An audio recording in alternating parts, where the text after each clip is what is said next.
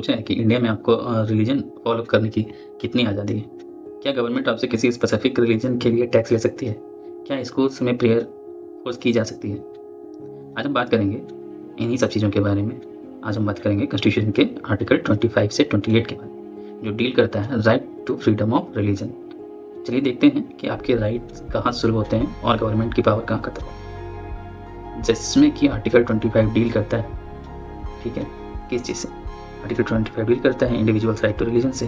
Article 26 deal करता है collective freedom of denominations. Article 27 deal करता है secularism and state finance.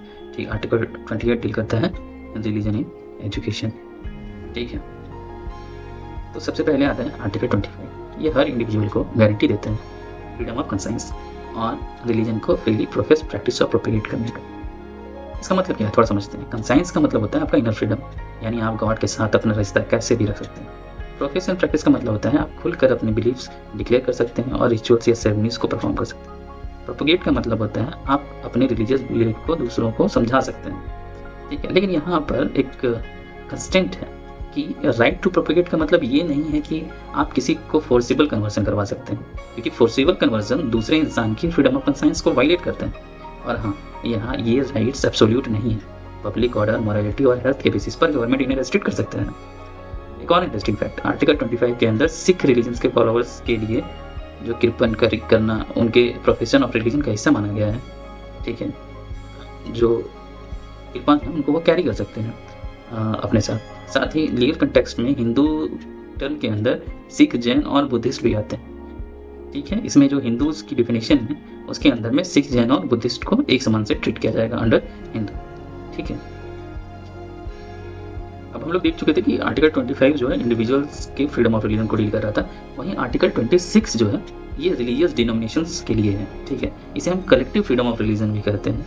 Religious denomination के पास राइट है कि वो रिलीजियस इंस्टीट्यूशंस एस्टेब्लिश कर सकें, अपने रिलीजियस मैटर्स खुद मैनेज करें, प्रॉपर्टी ओन करें और लॉ के हिसाब से एडमिनिस्टर करें। लेकिन डिनोमिनेशंस माने क्या? सुप्रीम कोर्ट ने इसके लिए 3 कंडीशंस बताए हैं। उनका एक कॉमन बिलीफ सिस्टम होना चाहिए, कॉमन ऑर्गेनाइजेशन होनी चाहिए और एक डिस्टिंक्टिव नेम होना चाहिए। इसी बेसिस पर कोर्ट ने रामकृष्ण मिशन और आनंद मार्ग रिलीजियस डिनोमिनेशन को रिलीजियस डिनोमिनेशंस कहा, रामकृष्ण मिशन और आनंद मार्ग को। ठीक है, बट ऑरबिंदो सोसाइटी को रिलीजियस डिनोमिनेशंस नहीं माना। ठीक है, अब बात करते हैं कुछ पैसे और उसके रिलेशनशिप विथ रिलीजन से। ठीक है, तो आर्टिकल 27 कहता है कि स्टेट आपसे ऐसा कोई टैक्स नहीं ले सकता है जो किसी पार्टिकुलर रिलीजन को प्रमोट करने के लिए यूज हो। ठीक है, मतलब आपका टैक्स मनी किसी एक धर्म को फेवर करने में खर्च नहीं हो सकता। लेकिन यहाँ एक फ़र्क है कि टैक्स और फी में गवर्नमेंट टैक्स नहीं लगा सकती है पर फी चार्ज कर सकती है।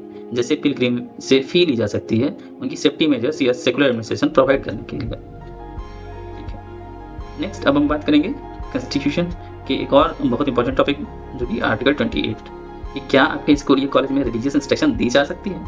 क्या आपको प्रेयर या वर्शिप अटेम्प्ट करने के लिए फोर्स किया जा सकता है? तो आर्टिकल 28 बेसिकली डील करता है इन सब चीज़ों से। आर्टिकल 28 एजुकेशन इंस्टीट्यूशंस में रिलीजियस इंस्ट्रक्शन के साथ जो हमारे कॉन्स्टिट्यूशन बताता है उसके बारे में एक्सप्लोर करता है, उसके बारे में इंस्ट्रक्शन देता है। इस आर्टिकल ने इंस्टीट्यूशंस को 4 कैटेगरी में डिवाइड किया है और हर कैटेगरी के लिए रूल्स अलग हैं।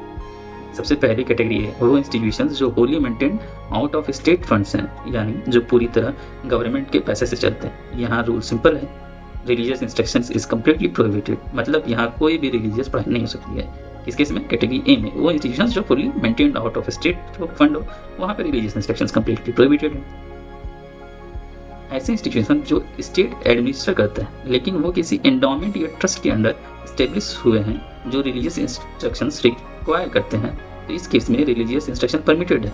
इवन दो गवर्नमेंट इसे मैनेज कर रही है, ट्रस्ट की रिक्वायरमेंट की वजह से ये अलाउ किया जा सकता है। ठीक है, तो ये कैटेगरी बी है। अब आते हैं कैटेगरी सी और कैटेगरी डी पर। कैटेगरी सी में वो इंस्टीट्यूशंस जो स्टेट से रिकॉग्नाइज्ड हैं और डी में जो स्टेट फंड से एड रिसीव करते हैं।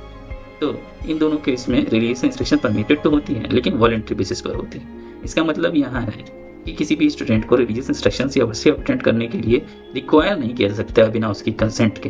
तो कंसेंट यहाँ पर मिलना जरूरी है। अगर स्टूडेंट माइनर है तो उनके गार्जियन की कंसेंट जरूरी है, आप किसी को फोर्स नहीं कर सकते।